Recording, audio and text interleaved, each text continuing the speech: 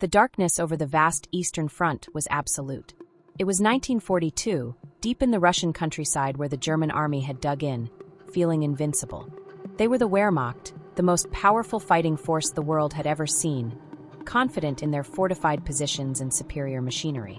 But then a sound drifted through the freezing night air, a sound that sent chills down the spines of even the most hardened soldiers.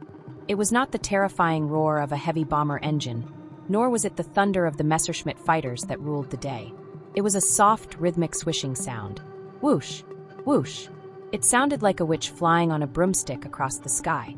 The German soldiers would look up into the black void, straining their eyes to see anything, but the night was thick and impenetrable. They saw nothing but a tiny, almost invisible shadow. Then suddenly, without warning, the explosions would begin. Flares would light up the trenches, turning the night into a blinding day of chaos. The confusion was absolute, the destruction precise. The soldiers began to whisper among themselves, calling them the Nachthexen, the night witches. They were a nightmare come to life for the German army. But they weren't monsters. They were young women, teenagers and teachers, students and secretaries, girls who had traded their sewing needles for bombs. They were the 588th Night Bomber Regiment, the most feared female pilots of World War II. And this is the story of how a handful of women in plywood airplanes brought the Nazi war machine to its knees. To understand why the Night Witches existed, one must understand the sheer desperation of the Soviet Union in the summer of 1941. Adolf Hitler launched Operation Barbarossa, the largest and most brutal invasion in the history of warfare. 3 million German soldiers stormed across the border into the Soviet Union, backed by thousands of tanks and aircraft. The Red Army was caught completely off guard. They retreated in disarray, they surrendered in droves, and they died by the millions in the opening weeks. The Luftwaffe, the German Air Force, ruled the skies with an iron fist. They bombed Soviet cities, railways, and factories with total impunity, turning the landscape into a burning wasteland. The Soviet Union was on the brink of collapse. In this moment of existential crisis, the Soviet leadership realized they needed bodies. They needed soldiers to hold the line, and they needed pilots to challenge the German dominance in the air. In a time of total war, where every citizen had to fight, the Soviet Union turned to a population that no other country in the world would have considered for combat roles. They turned to their women.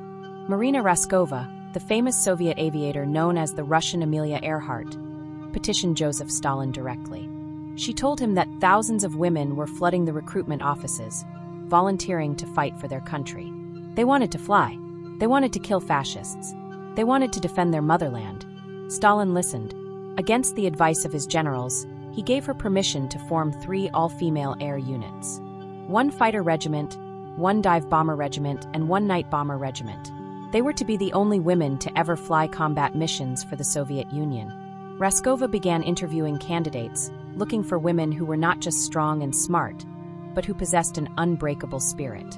She found them. Women came from all walks of life: pilots, mechanics, navigators, and even those who had never set foot in a plane. They traveled to the training base in Engels, a small town on the Volga River, to begin their training. They found a harsh reality. They wore oversized uniforms designed for men, they had no proper showers, and they slept on rough straw mattresses in freezing cabins. But they had a fire in their eyes that burned brighter than any engine. They were ready to fight back against the invasion that threatened to destroy their homes and families. The men who saw these new female recruits laughed at them. The commanders told them they were useless, and that they had no place on the battlefield. The male pilots refused to fly with them, calling them distractions and liabilities. But the women didn't care. They were determined to prove them wrong. However, they faced one massive, almost insurmountable problem. They had no planes. The Soviet Union was fighting for its life and had absolutely no spare aircraft to give to a bunch of girls. They were assigned the Polikarpov P-2. It was a biplane designed in the 1920s for crop dusting and training student pilots. It was made of plywood and canvas pulled over a simple wooden frame. It had 2 open cockpits, one for the pilot and one for the navigator. It had no radar. It had no radio. It had no guns facing forward to defend itself. It could only fly about half as fast as a German Stuka dive bomber. In every sense of the word, it was a flying coffin. If a German fighter plane even looked at a P-2 the wrong way, it would crash. The women named their planes My Little Kitten or Baby. They decorated the noses with flowers. They painted the wheels red to make them look like lipstick marks. But inside, they packed them with heavy bombs, turning innocent trainer planes into instruments of war. The mechanics had to work miracles to make these fragile aircraft combat-ready. They built bomb racks out of old bed frames because they had no military-grade equipment. They created a bomb sight by etching simple marks on the window pane with a pencil. The pilot and the navigator sat exposed to the freezing wind, facing temperatures that often dropped to 40 degrees below zero. They had to wear heavy fur boots, 2 pairs of pants, and multiple jackets just to keep from freezing to death in the open air. The plane was so slow that it made a unique, terrifying sound. When the pilot cut the engine to glide over the target, the wind rushing through the bracing wires made a loud, sweeping noise. Whoosh! Whoosh! It was a sound that haunted the German soldiers. And it was silent. The silence was their weapon. The 588th Regiment was sent to the front lines in the spring of 1942. They were given a simple mission: psychological warfare. Their job was not to destroy massive fortresses or tank divisions, though they often did. Their job was to harass the German troops every single night. They were supposed to make the Germans sleep with one eye open. They were supposed to drive the enemy soldiers insane with exhaustion and fear. The Night Witches developed a unique tactic that became legendary in military history. They would wait until it was pitch black. Then, 3 planes would take off together and fly to the target area. Once they arrived, one plane would act as a decoy. It would fly close to the enemy lines and turn on its engine. The German spotlights would immediately snap on, piercing the darkness. The anti-aircraft guns would fire wildly. The German fighters would scramble to intercept. While the Germans were busy chasing the decoy, the other 2 Night Witches would cut their engines and glide silently into the landing path. They would drop their bombs by hand, leaning out of the cockpit to look through the darkness to see the flash of a rifle muzzle or a fire below. They would pull a lever to release the bomb. Sometimes the bomb didn't release due to the cold, and they had to reach out and shake it loose. They flew so low that they could hear the enemy screaming. They flew so low that sometimes they hit the treetops with their wheels. They would drop a load of bombs, turn on their engine, and escape into the night. They would go back to base, reload, and do it again. And again. And again. A single crew of 2 women would fly between 5 and 15 missions in a single night. They had no parachutes because the cockpits were too small to carry them. They were fearless in the face of certain death. Life on the base was grueling and unrelenting. The women lived in tents or mud huts. They washed with melted snow because there was no running water. They ate watery porridge and bread. They had to protect their planes from the wind because a strong gust could flip the lightweight biplane over like a toy. But the hardest part was the combat. The Germans hated the Night Witches. They hated them because they were women, which was a direct insult to the pride of the German army. They hated them because they were effective.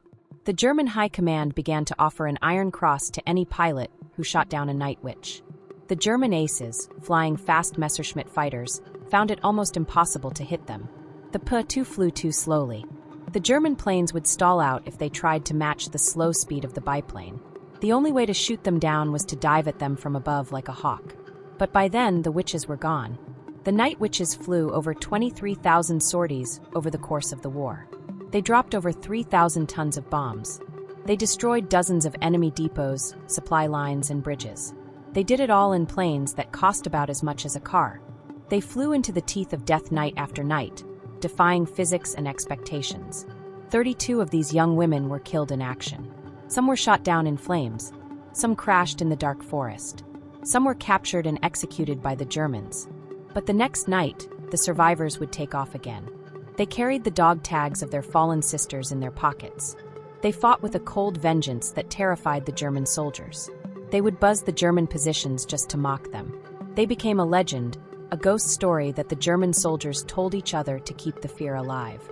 Despite the immense danger and the constant harassment from their own male commanders, the 588th Regiment became one of the most decorated units in the entire Soviet army. They never lost a single bomber to the enemy during their night raids. They were never caught on the ground. 23 women were awarded the highest military honor in the Soviet Union, the Gold Star of the Hero of the Soviet Union. Nadezhda Popova, one of the most famous pilots, flew 852 missions. She was known for bringing her plane back riddled with bullet holes, with the fuselage barely holding together, only to take off again a few hours later. But their story was almost lost to history. When the war ended, the Soviet Union returned to traditional values. The women were demobilized and forgotten. They went back to being teachers and mothers. They didn't talk about their victories for decades because the world didn't want to hear about women warriors. It was only years later, when Western historians began to research the Soviet side of the war, that the legend of the night witches resurfaced. Today, they are recognized as pioneers of aviation and heroines of history. They prove that women can fly, fight, and lead in the most extreme conditions imaginable. They turned a bucket of bolts into a weapon of terror.